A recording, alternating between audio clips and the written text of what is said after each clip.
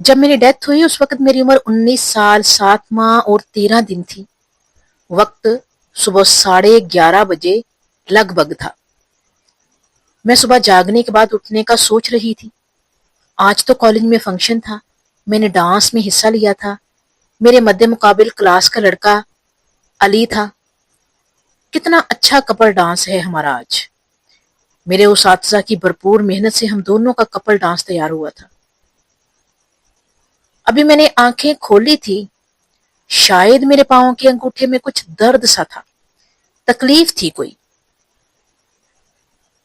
हल्का सा जुम्बश दी जब मैंने, तो मेरी चीख निकल गई। मुझे बहुत दर्द हुआ, बड़ी तकलीफ महसूस हुई मुझे। सोचा उठ के देखूं क्या हुआ है मेरे पाँव के अंगूठे को, और ये मुझसे उठा क्यों नहीं जा रहा। अभी ये सोच ही रही थी कि अंगूठे से दर्द निकलकर पाँव के तलवों तक आ गया। मैंने सोचा कि आज तो मेरे कॉलेज में डांस है, मैंने डांस करना है वहां पर। मेरे पाँव का दर्द क्यों बढ़ रहा है। मुझे क्यों लग रहा है जैसे कोई मेरे पाँव को काट रहा है। मुझे लग रहा है जैसे खून निकल रहा है मेरे पाँव से। मेरी मामा कहाँ है। मामा, ये मेरे मुंह से आवाज क्यों नहीं निकल रही। दर्द की शिद्दत मेरे पाँव के टखनों तक पहुंच गई। मेरे बाबा किधर हैं। बाबा मुझे उठाएं आके। कल सिद्रा बाजी ने पता नहीं कितने पैसे निकाले मेरे, मैंने गिने भी नहीं। भाई ने भी तो मोबाइल कार्ड के पैसे लिए थे मुझसे। और ये मेरा दर्द क्यों बढ़ा जा रहा है, बढ़ता ही जा रहा है। मेरे डांस का क्या बनेगा। अगर मेरा दर्द बढ़ता ही गया तो मैं कैसे डांस कर पाऊंगी कॉलेज में। मुझे एक जरूरी कॉल करना थी फाइजा को। एनी से आइंदा बात मत करना, वो तुम्हारे बारे में बातें करती है, बुरा भला कहती है तुम्हें। अचानक से मेरी टांगों की पिंडलियां जो हैं वो ऐसे हुई जैसे जख्मों से चूर चूर हो रही हैं, और मुझे बहुत दर्द हो रहा था। ऐसा क्यों हो रहा है मेरे साथ। मामा, मेरी मामा कहाँ गई हैं। मेरी आवाज क्यों नहीं निकल रही, मेरी मामा तक क्यों नहीं पहुंच रही। लेकिन मामा तो मेरे पास झाड़ू दे रही हैं, उनको क्यों नहीं पता चल रहा मैं इतनी तकलीफ में हूं। मामा को तो एकदम से पता चल जाता था। बाबा, आप भी आराम से बैठे चाय पी रहे हैं, मुझे क्यों नहीं देख रहे आप। मैं क्यों नहीं नजर आ रही, मेरी तकलीफ क्यों नहीं नजर आ रही आपको। दर्द मेरे घुटनों से ऊपर तक पहुंच गया। मुझे एहसास हुआ जैसे रूह मेरे जिस्म से आहिस्ता आहिस्ता निकली जा रही है। मेरे जिस्म के जिन हिस्सों को रूह छोड़ती जा रही है, शायद वहां से खून बह रहा है। नहीं नहीं, ये मेरा वहम है। मेरा वहम भी तो हो सकता है ना ये। मैं मर नहीं सकती, मैं तो अभी छोटी हूँ। मरते तो बड़ी उम्र के लोग हैं ना, मैं कैसे मर सकती हूँ, मेरी तो अभी उम्र ही क्या है। ये दर्द ये दर्द बहुत तकलीफ दे है। मामा, आपको मेरी तकलीफ नजर क्यों नहीं आ रही। मेरे इर्द गिर्द चल रहे हैं आप सब, मुझे क्यों नहीं देख रहे। रूह ने अब मेरे बाजुओं को छोड़ना शुरू कर दिया। उफ, मेरा मोबाइल किधर गया। कहाँ गया मेरा मोबाइल। मैं उसे पकड़ सकूंगी भी या नहीं, मैं उसे इस्तेमाल कर सकूंगी भी कि नहीं। मुझे क्यों लग रहा है मुझे कोई तलवार से काट रहा है। आंसू मेरी आंखों से तेजी से बहने लगे। मुझे बहुत शिकवा मेरे वालिदैन से, जिन्होंने हर सर्दी गर्मी से मुझे बचाया। आज मुझे ऐसे इग्नोर कर रहे हैं जैसे मैं हूं ही नहीं उनके पास। कैसे माँ बाप है मेरे। क्या मैं मर रही हूं। नहीं नहीं, मैं कैसे मर सकती हूँ। लोग मरते हैं, हमसाए मरते हैं, बूढ़े मरते हैं, हम नहीं मर सकते। अभी हमने देखा ही क्या है दुनिया में, हम तो बूढ़े होंगे फिर ही मरेंगे ना। आंसुओं से भरी हुई आंखों से मुझे अब कुछ दिखाई भी नहीं दे रहा था। कहीं मेरी नजर तो नहीं जा रही। रूह मेरे जिस्म का साथ छोड़ रही थी। मैं समझ गई कि अब मेरा वक्त आखिर आ चुका है। मुझे मेरा अल्लाह याद आ गया।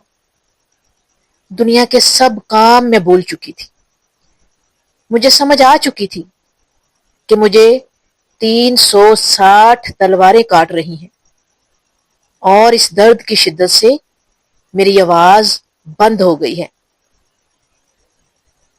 जब रूह ने मेरे दिल का साथ छोड़ा तो मुझे आखिरी हिचकी आई। اور الحمدللہ میں نے بلاخر کلمہ طیبہ پڑھ لیا اور روح میرے جسم سے نکل کر آسمانوں کی بلندیوں کو پرواز کرنے لگی۔ میں نے محسوس کیا کہ لوگ میرے ارد گرد پھر رہے ہیں۔ کسی نے شاید میرے جسم کو جھنجھوڑا تو مجھے بے حد تکلیف ہوئی۔ مجھے لگا زخموں پر لوگ وزن ڈال رہے ہیں۔ رونے کا شور مجھے بہت اذیت دے رہا تھا۔ کاش کوئی میرے پاس آ کر اللہ کی کلام پڑھے، کاش کوئی میرے پاس آ کر اللہ کا ذکر کرے۔ مجھے لگا میں آسمانوں تک پہنچ گئی۔ وہاں بڑے بڑے میز پڑے ہیں، ان پر سفید چادریں بچھی ہیں۔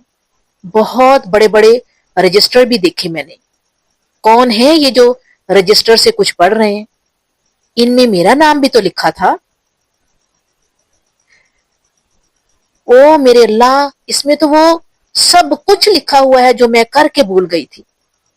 یہاں تو ترتیب سے میری سبھی ایکٹیویٹیز لکھی ہوئی ہیں جسے میں کر کے بھول گئی تھی۔ پھر میں نے مسلسل رونا شروع کر دیا، زاروں کی تار رونے لگی۔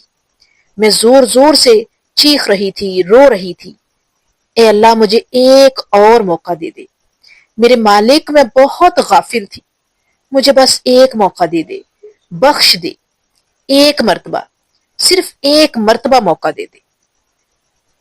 میں التجا کرتی ہوں تجھے تیرے نبی کا واسطہ، مجھے ایک موقع دے دے۔ میں زاروں کی تار رو رہی تھی، چیخ رہی تھی، معافی مانگ رہی تھی۔ مجھے پتا تھا کہ اب معافی کا وقت نہیں رہا، میرے اعمال سب کی نظر میں آ گئے ہیں۔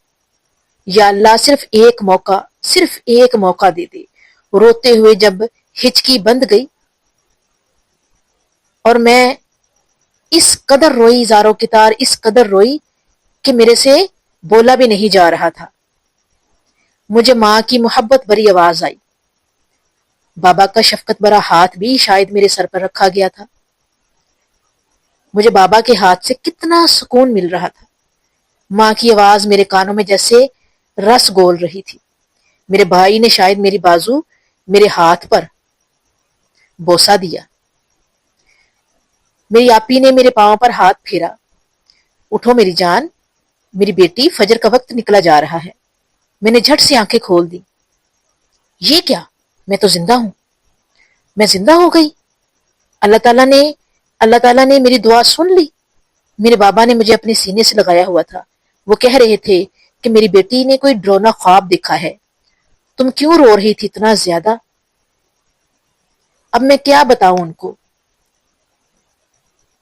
کہ اللہ کو میں نے واسطہ دیا تھا، اللہ نے میری دعا سن لی اور ایک موقع پھر سے دے دیا مجھے جینے کا۔ میں نے اللہ کا شکر ادا کیا اور ماں باپ کی شفقت، بھائی بہن کی محبت پر رشک کیا۔ میں نے محسوس کیا تھا میرے یہ حقیقی رشتے میرے لیے بہت اہم تھے۔ مجھے میرے اللہ نے ایک موقع اور دیا۔ شاید اللہ سب کو ایک موقع دیتا ہے پر ہم سمجھتے نہیں۔ پروردگار ہمیں اس راستے پر چلنے کی توفیق عطا فرمائے جو راستہ اس نے ہمارے لیے باعث نجات رکھا ہے۔ اللہ رحمان ہمیں اس راستے پر چلنے کی توفیق دے کہ جس پر چل کر ہم نجات پائیں گے، کہ جس پر چل کر ہم جنت میں جائیں گے جس کے نیچے نہریں رواں ہیں۔